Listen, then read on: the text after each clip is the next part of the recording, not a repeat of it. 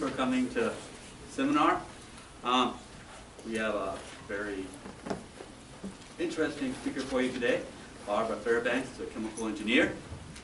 She's been a chemical engineer for a long time. She got her bachelor's degree from UT Austin. If she had known about LeTourneau back then, she would have come here.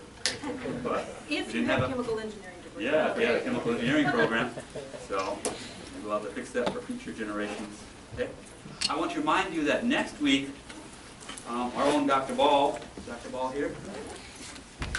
There he is. Dr. Ball will be talking about, hey, Dr. Ball will be, where is he? Oh, there he is, there. Dr. Ball will be talking about the topic of Genesis and interpretation of it. He took a course on the topic and wants to share what he learned with the rest of us. And these are usually, very popular talks. So you probably want to plan to come a little early next week so you can get a seat. Yes? So I suspect all the theology classes, everybody else will be here as well if you want to come up for that.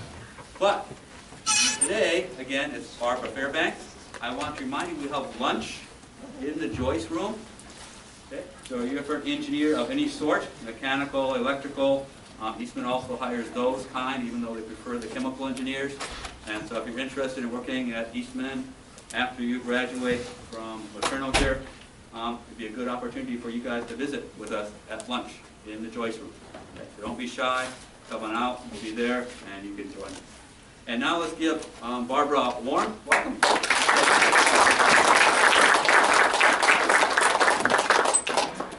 It's good to be here. I'm Barbara Fairbanks, as Jerry said.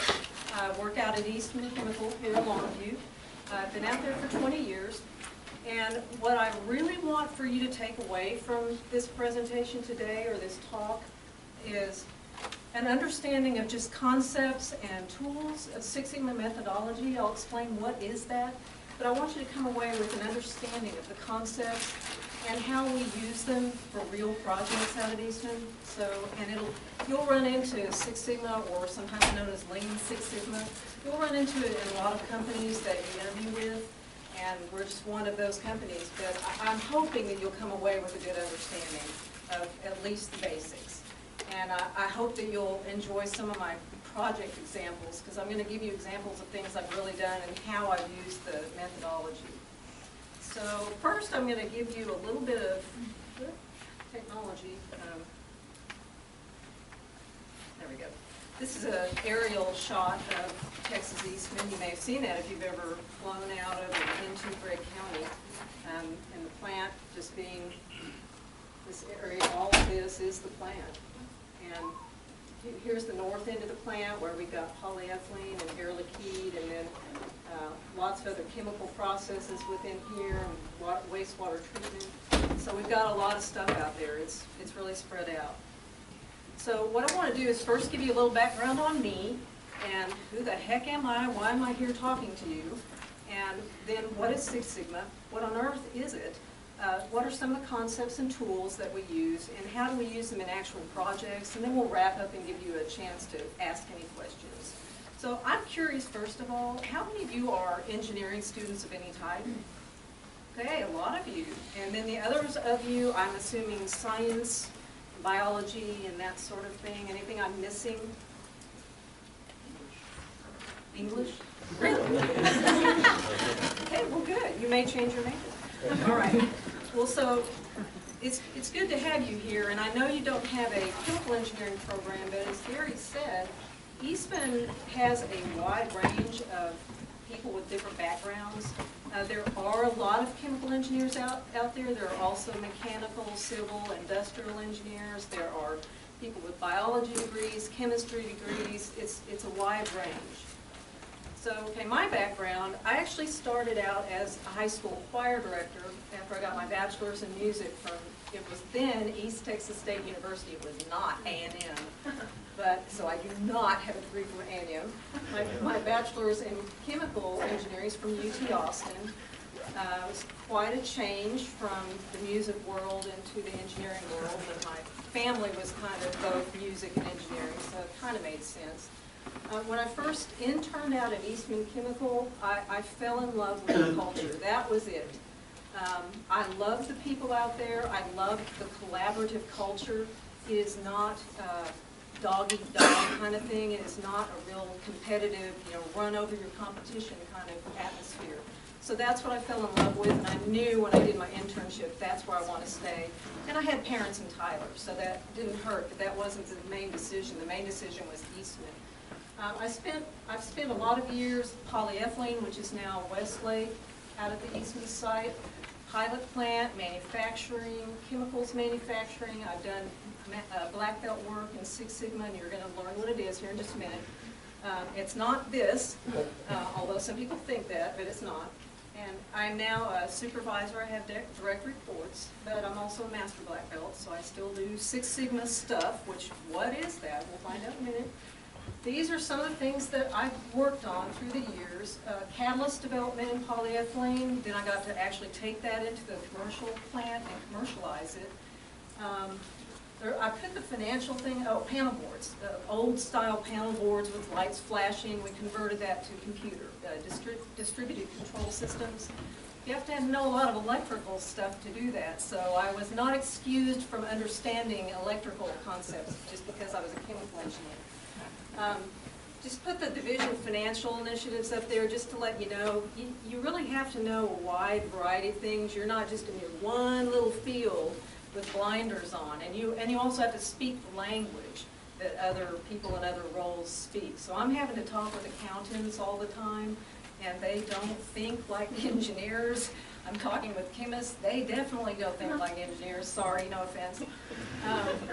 Leadership of the Chemicals Division Six Sigma process is pretty much what I'm doing now. These are some of the areas that I've done projects in. A lot of times we're trying to improve our raw material yield because that's money. Reactor product ratio flexibility, what's happening inside of a reactor. Can you lean towards one product and away from the other product? So that's been part of my projects. Gaining capacity, this has been more recent. We have a lot of capacity increases going on at the plant right now. And the business organization always wants something for nothing, and so they're always saying, what can you squeeze out of the process that you haven't given us yet? We want more, but we don't want to spend any capital on it. So what can you do without spending our capital? So that's a lot of what I do. I have 5 direct reports. Some of them are Six Sigma black belts. You still don't know what Six Sigma is, but I promise we'll get there. And I also have some process improvement engineers from Texanol, which is one of the department's manufacturing areas, reporting to me. And that's an entry-level position, so that's something that some of you might go into. Okay, so finally, what is Six Sigma? Six Sigma is really, it's a breakthrough problem-solving technology or process. What we're trying to do is improve our processes, not incrementally, inch by inch, but we're trying to get to a fundamental step change in the process and make big savings. And so what we do with Six Sigma projects is we focus on those projects more than we might if we were just doing regular process improvement where we can get a little more steam efficiency, a little more catalyst efficiency. No, in Six Sigma we're concentrating on fewer projects at a time and really looking for fundamental breakthrough changes. We don't always get there, right? I mean, some experiments don't work, but that's good to know too. That's an answer. Sometimes we put a Six Sigma team on a problem and we find out we can't do it. And we need to know when to cut our losses and move on to another project. So that's good information to have too. It's not a bad thing. We're often referred to, Six Sigma is often referred to as Lean Six Sigma. The reason for that is because Lean is another methodology that's very complementary to Six Sigma. Lean is more, it's not as much process improvement as it is about removing waste. And as you might imagine, a lot of this kind of comes from the Japanese. Lean certainly has, the Six Sigma concepts did, they actually, and I'll talk about it later, but they actually started with Motorola, but it was because the Japanese took over that little manufacturing unit of Motorola and applied some concepts there. But The Six Sigma is data oriented. We rely on data, statistical data, to reach conclusions and make decisions. We don't just go off of what we think or kind of eyeball things on graphs. We actually use data and statistical analysis, and I'm going to show you how we use that in a little bit. Six Sigma methodology itself is a process. Really, the projects themselves only fall into this area, but the whole company has to be engaged in this, because you have to first select the right projects for Six Sigma. Not every project is appropriate for the Six Sigma roadmap, which I'll show you in a little bit, but you have to select the right projects. Well, to do that, guess what? You've got to have some sort of a method by which you generate projects and have them in some collection, so that when you have Six Sigma trained people ready to go and tackle a project, you can hand them a project, and you can hand them a valuable project that won't waste their time. So you have to have some sort of process, which we do. Won't have time to go into it today, but it's a very rigorous process to get projects going. We have to select and train the right people for Six Sigma belt work. I'll show you the different levels of Six Sigma belts. The belts themselves do the project implementation. They solve the issue and implement the changes out in the manufacturing areas or the other areas. This applies to engineering, HR, the business, pricing, all sorts of areas can benefit from Six Sigma methodology. It's not magic. It's just a methodology. It's rigorous, and you'll see. It's up to the management where you've implemented a Six Sigma project and results. They have to keep monitoring to make sure that the progress continues. That once that Six Sigma trained person walks out the door and starts on another project in another area, the management of that process has to make sure that that gain is still maintained, that it doesn't go away. And that's part of the Six Sigma roadmap at the very end. For any trained belt, is to put a control process in place so that you don't lose all the gains that you just made. We'll talk about more details of that in a little while. There are two basic kinds of roadmaps, two basic roadmaps for Six Sigma. One is for if you have a process that's established, but you need to improve something, the efficiency, the steam usage. Steam's expensive. You want to reduce steam usage. You want to optimize the catalyst. You want to increase your yield of raw material being made into product. All sorts of things. Those are process improvements, and that's actually our entry-level engineer position, is process improvement. The roadmap says, first you define the problem. Draw boundaries around your problem. Are you going to include your raw material feeds as part of your scope?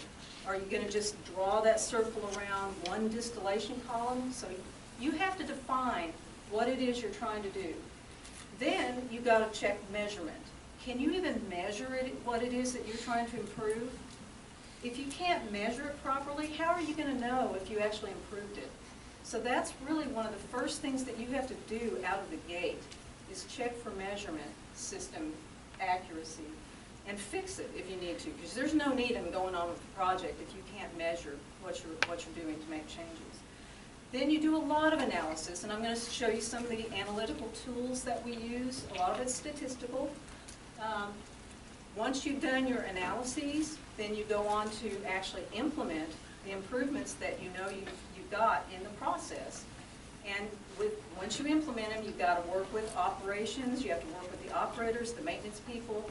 You have to work with people in order to optimize, because it's not textbook.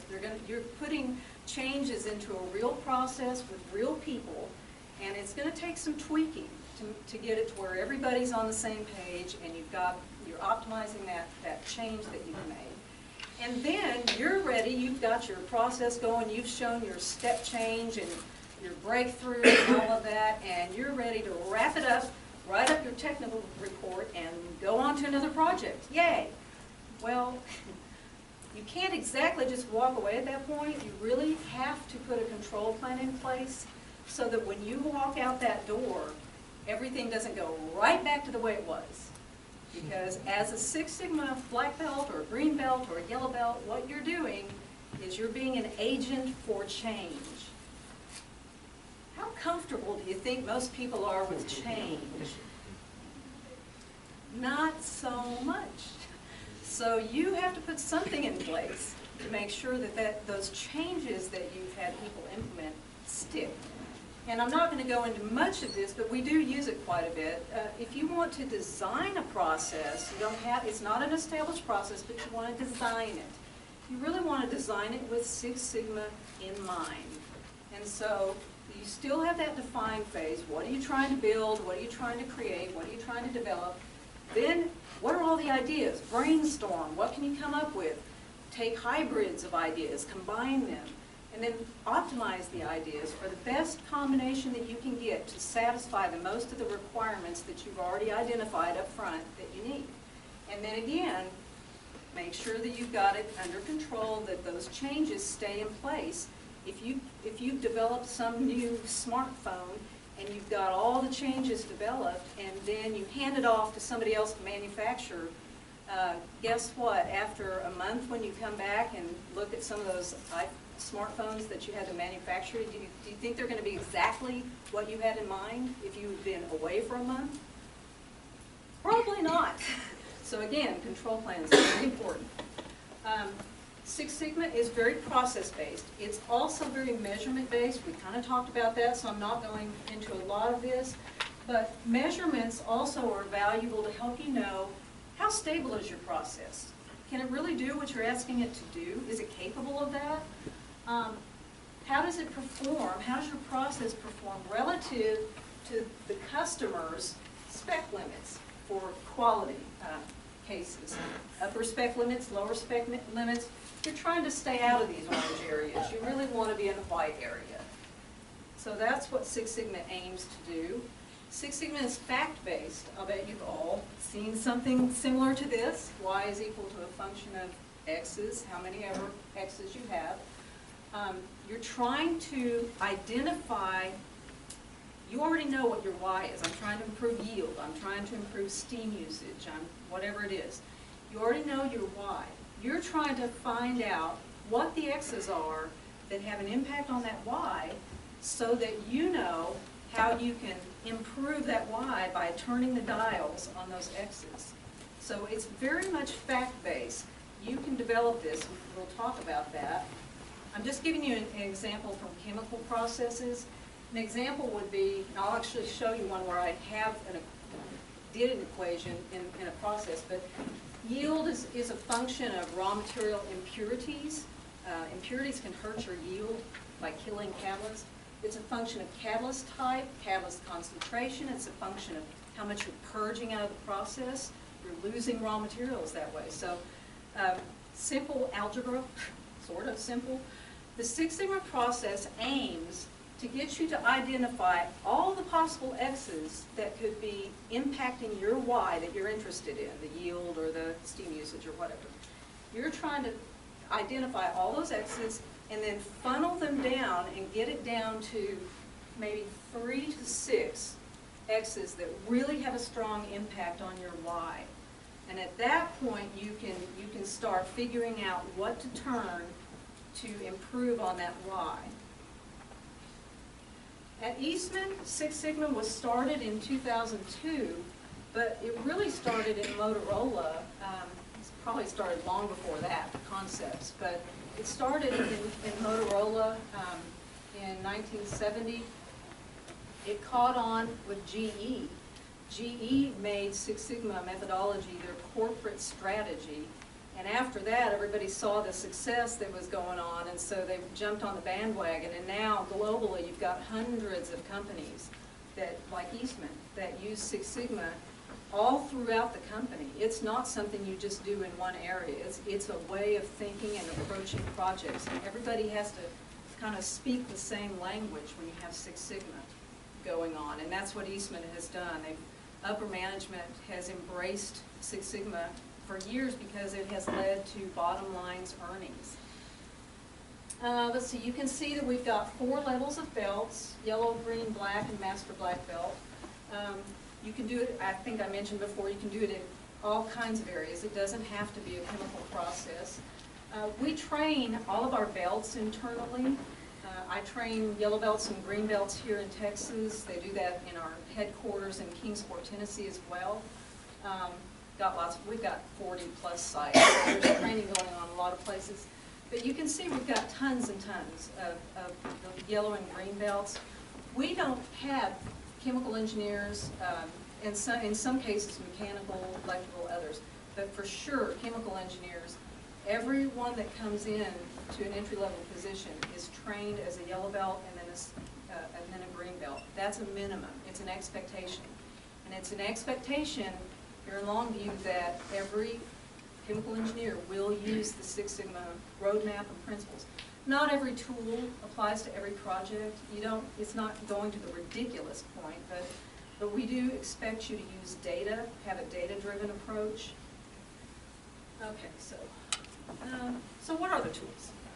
Okay, so in the define phase and moving into the measurement phase, you have to start identifying what X's could possibly have an impact on that Y that you're interested in, that output. And so this is a chemical process example. You can break, oftentimes, your process down into steps. And for each one of those steps, you identify what are the inputs that go into that step, and then what are the outputs coming out. Those inputs, which ones can I control, and which ones can I not control? Now, for the uncontrolled ones, yeah, you can't control them, like temperature, ambient temperature. We can't control that. But it's good to know if that is impacting our Y variable. We still need to know that. So this is called a process map. It's one of the first things that we do. We then move those inputs, top of the funnel, right? We then move those inputs into our cause and effects matrix. This is not rocket science. Engineers have done this for a long time, but they just never called it a cause and effects matrix. We move our inputs, or our X's, into here. You can see here were the process steps, our inputs, and then the outputs that we're interested in, we put up there in the green. Up at the very top, we can weight the importance of those outputs. Those are all 9s. This is just an example from Kingsport. And those are all 9s, which means we didn't really weight anything, right? But normally, those weights would be different. A 10, a 4, a 7. Okay, so then, what do we do with all these X's? How do we get it down the funnel? How do we start weeding out the ones that are important? Well, we're scoring each one of these inputs against the outputs that we're interested in looking at. In this case, sodium, silica, and flow rate. We're rating each one of these inputs and saying, okay, for my instrument calibration value, how much of an impact is that going to have on my sodium concentration? 0 impact, that would 0. Just a little bit, maybe a 1. A moderate amount, maybe a 3. A big impact, that would be a 9. Notice there's not a 6 in there. And believe me, Six Sigma teams always want to do 6s. The reason we don't score with 6s is because we're trying to really differentiate between the X's that we want to study further and the ones that we can set aside, at least for now. So we do scores like that, and by the weights, you've got calculations. I bet you can figure out how those are calculated, so I'm not going to go into that. But this is just a prioritization tool to kind of narrow that funnel of X's. And how this works with other tools that I won't go into a lot of detail because I want to get into real projects.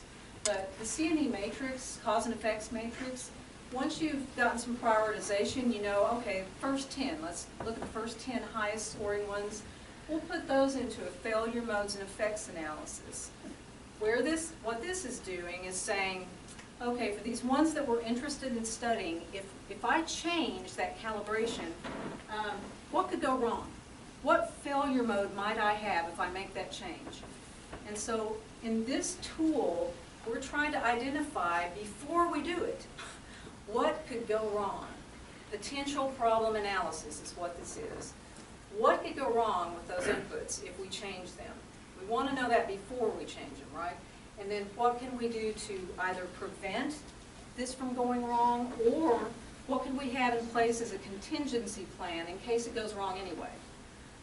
Department superintendents, that their feet are held to the fire for their department's performance, they're very interested in failure modes and effects analysis, because even if something happens, let's say a plant experiment and something goes wrong, even if something does go wrong and they lose production, some other incident happens, at least they can say to their management, well, we did a failure modes and effects analysis, and it was identified, but we didn't identify this aspect of it.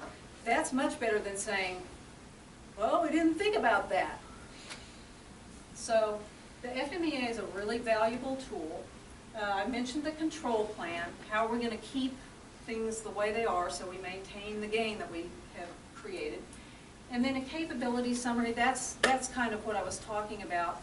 Is your process capable of doing what you want it to do? Is it even possible to do that? Or do you need to work on improving that process? We use a lot of graphical analysis. This is just interesting because you've all seen histograms. This is 3 different data sets. Same mean, same number of samples, same 95% confidence intervals, same standard deviation, but they all look pretty different. So it's just a small lesson. I always teach my belts, look at the data, put it up in a graph, look at the raw data, and just look at the data. Don't start immediately throwing it into statistical software to try to solve the problems of the world. Look at the data, because you're going to see all 3 of those data sets were very different, but the numbers looked quite the same. Okay? These are some other tools that we use, just graphical analyses that I know you've all seen in some way, shape, or form. Scatter plots, just an XY plot. If you have nothing else to do with your day, if you've done nothing else and you just got a data set that you just got or you just took out of the historian, make a scatter plot of some variables that you think might be related to one another. Just look. This is box plot. This is actually from one of my projects.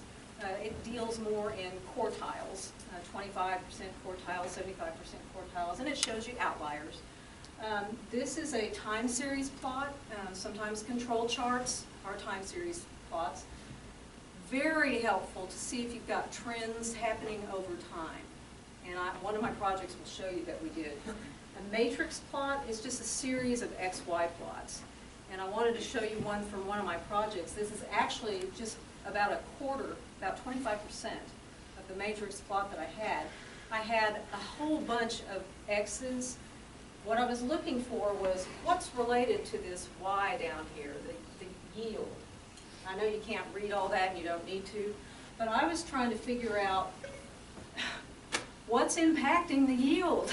And I didn't know where to start.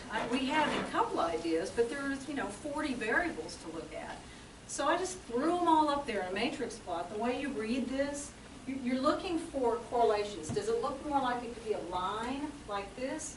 Or does it look like everything's totally unrelated, uncorrelated like this, just irregular? So you're looking for these.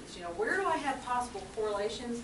And the way you read one of these things is, okay, your y-axis for all of this row is going to be this piece right here, which is yield. And so you come over here and say, okay, my x-axis, my x-axis is this piece right here.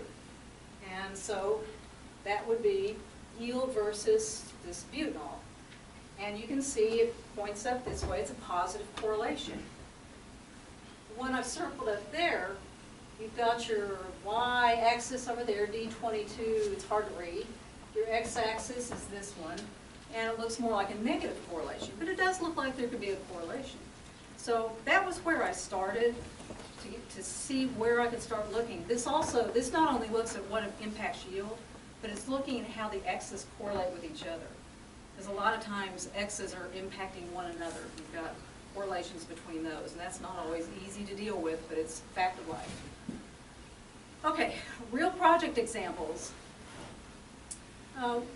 We have a process out there where we have chlorides samples taken. We have a couple of beds that their purpose is to remove chlorides from the process so that we don't have chlorides going downstream and forming hydrochloric acid, which is corrosive and all of that. So we're trying to remove the chlorides in these 2 beds. And so that department was using the outlet chloride measurement as an indication of when to change out the beds. And so they were saying, okay, if it gets to 75 ppm, then we need to change out the beds. Well, the problem with that was that they really never knew if it was time or not, because there was a 15 ppm range in that chlorides analysis. So 75 ppm, well, okay, if it says it's 60, it really could be at 70. So we might not change it out soon enough if we don't change it out when our test says 60.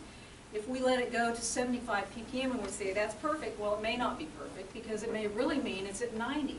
Because we had a big spread in our analysis. So we had to figure out where's that variability coming from, and can we reduce the variability of that measurement. Okay, so we set up a scientifically designed experiment. I won't go into all the details of that, but what we were looking at was instrument to instrument variability. Are our instruments causing some of that? Do we have repeatability problems within an instrument? Is there a lot of variability? Just shoot a sample in the same instrument over and over and over. Are you going to get the same answer, or are you going to get a lot of variability? Technician to technician, that's sometimes it's operators out in the plant. That can be a big source of variation. It's also one of the easier ones to change, because you can change their training, you can train them more, you can change their procedure. Batch to batch, we were looking at that in this particular process. We were looking at temporal, or time-based, week to week, day to day. So we looked at all of those things. And what we found was day-to-day variance was the largest. We used an analysis of variance, and those of you that have taken math, statistics might know analysis of variance. But it's when you have more than two levels of discrete variables that you're trying to look at. Because when you only have two, you can use a hypothesis test, which you've probably all heard of too. But anyway, we ended up concluding that day-to-day variance was largest, and the technicians could tell us why that was. They were developing their standard at the beginning of the week, and then as the week went by, that standard was degrading somewhat. And so we thought, easy, well then they just do a new standard every day. Well, they did that, and they found that that was actually introducing more variability, because the technicians were changing from day to day. So we haven't found a good answer to that. But the instrument error, or repeatability, shooting the same sample, I mean literally the same sample out of one big bucket we did for this entire study, one big bucket of sample, shooting the same sample in the machine over and over and over. That was 32% of the variability. That explained 32%. So unfortunately, these were hard to solve. We collaborated with Kingsport and Jefferson, Pennsylvania, and some of our other sites. And the final answer was, at this time, we don't have a better analysis to do in chlorides. And you know what? It was disappointing, but that's real life, and it was good to know that answer, because we weren't going to keep wasting our time, scratching our heads about the chlorides analysis. What we did was figured out another way to determine when we needed to change out the beds. Okay, another project that I had was to improve yield in another process out there at Eastman. Historically, it had been like 98%. Now it's at 97%. Doesn't sound like much of a change, but when you've got millions of pounds being produced every day, that's a big change. Millions of dollars. So it was a big deal. And so we said, okay, what changed in that 3-year period? Well, we have been expected to continue to increase our production rates over and over and over, squeeze every last drop out. So we knew that had changed. When we increase production rates, we increase our purge. We increase what we're losing out of our purge. And to the incinerator, we actually withdraw material out of those reactors to keep the catalyst healthy. And we recover as much catalyst as we can, but we don't recover it all. So we know we have those losses due to increased production rates. That's not going to change. They're not going to let us go backwards in production rates. So we've got to find a way to deal with it. We also had a special request from management, manufacturing management. This poor department superintendent had been fairly tortured for years, because if his yield, daily yield that went out in the daily morning report goes out to all of his management, they would see 98.2 one day. And then the next day they would see 98.1. So, why the change? And the department superintendent had this gut feel that I don't think I can measure that amount of change. I don't think there's any difference between 98.1 and 98.2. But no one had really proven that statistically, so in comes the black belt team to the rescue. So here is a time series chart of the yield, and I just took a relatively stable portion right there that wasn't jumping up and down, and I looked at the daily yield measurements. These are what he was being tortured with. Well, the common cause variation that fell in between those approximately 3 sigma control limits, common cause variation was almost 5%. So we can't tell the difference between 97.2 and 97.3, or, you know, and we had almost a 3% drop from the middle, from the target. So we said, okay, let's look and see what the monthly yields look like. Well, that was a little bit better. Okay, so it's about half. But still, can we tell the difference between 98.1 and 98.0? No. So I will tell you, the meeting where I presented this data, the department superintendent was sitting on one side of the table, and his boss was sitting on the other side. So I presented all this, and at the end of all this, his boss said, so I guess what I'm supposed to take away from this is that we shouldn't get all excited about a 0.1 or a 0.2% change in yield. Am I stating that correctly? And you could see that department superintendent on the other side going, because he'd been trying to tell them that for years, but we finally were able to illustrate it with statistics. Okay, so what we ended up having to do, since we really couldn't measure the yield well enough, was we ended up just measuring the raw material that we lost in the purge, because we did have analyses on the raw material percent concentration in the purge. So we were able to measure that, multiply it by purge flow rate, and come up with what we were losing. So that's how we determined what difference we were making. We actually, based on that, changed the catalyst addition strategy that they had used for forever. And the operators had a hard time with that because catalyst is expensive, and they were all going, whoa, we can't just start adding catalyst anytime that reaches, we can't do it. But they're doing it, and now they see why, because the catalyst is actually, yes, it's expensive, but guess what? It's way offset by the extra production that we saved. So we provided manufacturing management. The other thing I didn't tell you about that the department superintendent wanted was he knew that there's normal product and there's ISO product. Normal to ISO ratio is something that plant controls based on what supply chain needs. If they need more normal, then you increase the normal to ISO ratio that's made in the same reactor. If you need less, then you decrease it. Okay, so management, they really thought that as they went up in normal to ISO ratio, the yield went down, but they didn't have anything to prove that. So we were able, once again, to prove through statistics that with the 72.3% R squared, which with manufacturing data, that ain't bad. It's very difficult to get really, really high, especially with the kind of data we were looking at. But anyway, we were able to say, with a lot of caveats, okay, here's your end-I ratio, and as it goes up, here's how your predicted yield is going to go down.